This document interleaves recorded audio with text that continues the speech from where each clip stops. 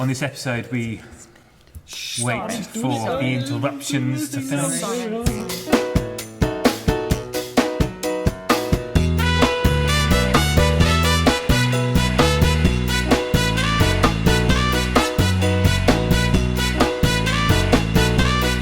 Hello and welcome to TGI Monday. So guys, this sort of time of year, January, February, it's quite miserable, isn't it? Yeah, miserable Monday's coming up next week. Miserable Monday's coming up, exactly. What do we do to cheer ourselves up in January and February when our grey, miserable, rainy day? Apart from watch TGI Monday. Apart from what well, obviously that's the best thing. I decide not to participate in the consumerist calendar of Miserable Monday.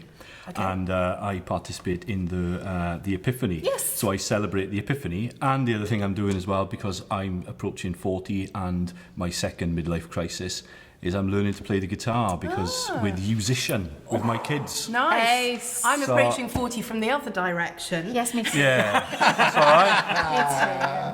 right. So I'm not doing that. I tell you what I have done this year though. So I had a Christmas tree at home for the first time in ever. And apparently on QI they said that Christmas goes on for 30 days. It does, yeah. So I've not taken it down yet. Do you know, as always... And my fairy light's going to stay up all year. As always, can I just say that? Who? Stephen Fry. Yeah, but as always, as always, right? Yeah, as always, he's wrong. Because it's 40 days. Candlemas, I it's think, 40 is what days. It's exactly 40 days. So as always, QI is incorrect. There I've got a you go. hooter in my house for QI. Incorrect. Incorrect. Yeah. But I must admit, keeping up my lovely fairy lights does keep me a bit cheered up. My kids are doing that. Lydia wore a Santa hat to school today because I told her she was Greek Orthodox as she's continuing with Christmas. Very nice. Good. Do we find is it a busy time of year in your work, in your parishes? This sort of can be, yeah. Early year. Lots of funerals. Yeah. Lots of people a bit.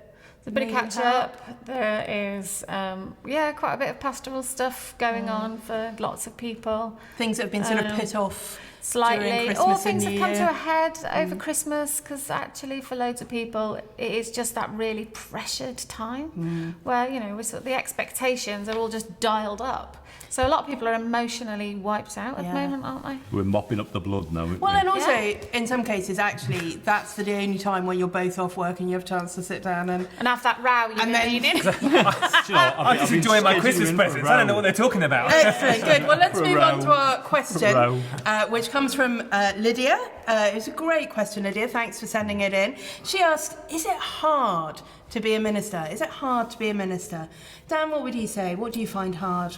I mean, I've only been in for 18 months. Yeah. So, Hal's talking about midlife crises. I'm approaching 40 as well, and it was either tattoos and a motorbike or get ordained. So I chose this route. But no, I mean, the reality is I came from policing, and people were really struggling in that job. I went back and saw some colleagues the other day, and frankly, they look grey. And I know from a lot of industries, people are having a really, really tough time. And then I saw the happiness index that came out a couple of years ago, and apparently we're clearly the happiest on the planet. And I must admit, I love what I do. I love every day. I get up and I'm really, really happy. So I can't. So in terms of hard, it's a different kind of hard. I'd say we're experiencing. What I would say, perhaps, is it's not hard for me to be a minister, although I've only been in 18 months. I appreciate the difficulties, but I find it much harder to be a minister and be a Christian. Okay, why is that? Because they stick you in a dog collar, they put you in a pulpit, 9 feet higher than everyone else, and they put a microphone and light on you and expect you to be humble. Okay, yeah. There's lots of little there's something things like about that sort of nature of being a minister. Christians are meant to confess their sins to each other, but as soon as you start confessing your pride and your anger and all these other kind of things as a minister, you just destroyed your own ministry. So there's lots of things that go with being a minister, I think, that actually can undermine. And you've got to be really careful that you're still a Christian and you're a minister at the same time. Helpful. Zoe, what do you find hard about ministry? Because love is difficult. Love is a very demanding thing as a Christian, as a human, and as a minister. I brought my knitted friends with me. These are my assembly props, but they're also quite helpful for a shortcut to what I'm going to say about it. Because actually, we've got regular minion here, we've got a baby minion, and we've got minion gone bad. And and there are elements of all of ministry and being a minister and a priest that can make you feel like any of these things, because actually life throws all of that at everybody, doesn't it? And quite often we can feel out of our depth. I definitely sometimes, when faced with something, because actually there's never two situations that are the same. I can feel like this. I definitely can feel like that because of that weird pedestal thing where we're rushing around and perhaps don't give enough attention to space to just be with God first and foremost as a disciple. And most of the time it's this sort of trundling along. And it is painful and it is demanding and it is amazing and all of those things and trying to just still be who you are. Because actually the most important element about all of this, and sometimes the hardest bit, is just reminding yourself that actually God has called each of us to be ourselves. So yes, there are roles to fulfill, but to be who we are is really important. Yeah, and I bought this because actually this is one of the joys. Alison, with her lovely stories, made this for me. I've shown it to you before. But that is the kind of thing that make me want to get out of bed every morning, because it's about human relationships, coming as we are, and sharing a journey. Great. Hal, what would you say? What are the hard things that you find in ministry, or do you find it's easy? No, it's not easy. I think I'd sum it up like this: is that you never meet an okay doctor, you never meet an okay policeman, and you never meet an okay priest. No. You're either the devil incarnate, or you're best the best things ever, right? Yeah, you know. And I think the reason for that is when you meet, most of the time we meet people, especially with weddings, funerals, baptisms, pastoral encounters, people are in an acute sense of need, and they need like when you go to a doctor. And basically, the hardest thing is that everything we do actually really matters.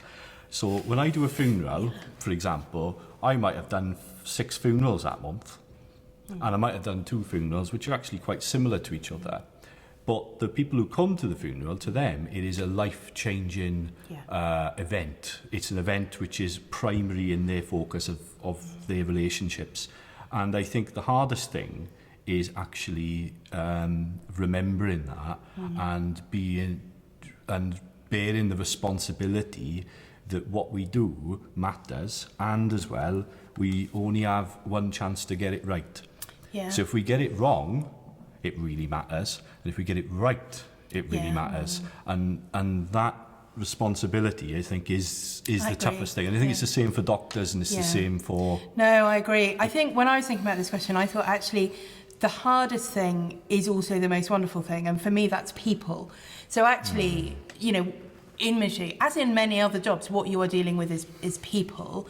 And particularly in ministry, you're dealing with people in a very intimate, vulnerable kind of way, whether that's to do with the situation they're in at life, or because you're dealing with spiritual issues which are very personal and internal and intense. It is intense. And sometimes that is the most joyful thing, when you see God working in somebody's life, you see them coming to faith or growing in their faith and being part of that. And it's the most amazing privilege.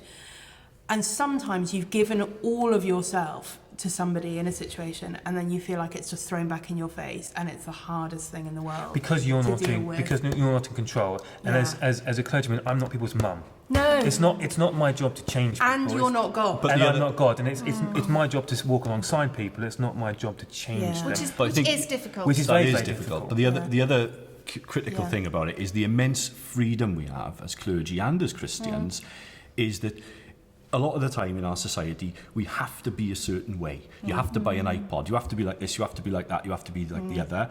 As a clergy person, people's perception of us is so ridiculous. We have the freedom to be exactly who we are and just not care. Is what Zoe was saying, actually. That's our calling. I can be who I am, and you can all just do it. I think the and one that's thing brilliant, that is. I just want to say... But you're quite, hang on a minute, you're quite unique on this. No, I'm not. Well, you do it to me all We're the out of time. But you're quite unique on this. You are somebody who's very, very authentic, more authentic than most priests I've met. I don't think that's true. I think most people it's less guarded. There's some difference of opinion on that. The thing I do want to just say as we finish is that obviously ministry is not limited to clergy ministry. I mean, I'm not ordained, but actually, you know, people in our churches who are doing other jobs are often also involved in all kinds of ministry, but including some elements of pastoral ministry as well. And so these things that we're talking about sharing our lives with people, giving people of giving of ourselves to people, all of those things. That's not a unique thing for us. I guess what's unique maybe is that it is our day job in a sense, and so therefore we may be doing more of it. But actually this is something that all Christians in a way are called to be involved in different ways. Yeah. And so part of being a minister is, as you say, being a Christian.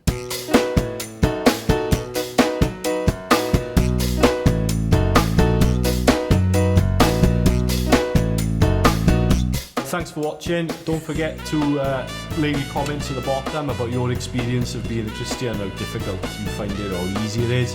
Also as well, share us on Facebook, Twitter and all the rest of it.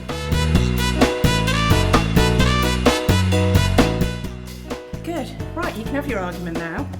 We weren't arguing. I was saying nice things about Hal. And Hal was disagreeing. He was disagreeing because he's humble, but actually, I think it was good. authentic ministry is really, really important. I think most priests are. I think quite a lot of us are afraid. I don't think so. I think there's a mask. I think there's a mask on a lot of us, and it's hard to take that mask off. Just don't put it on in the first place.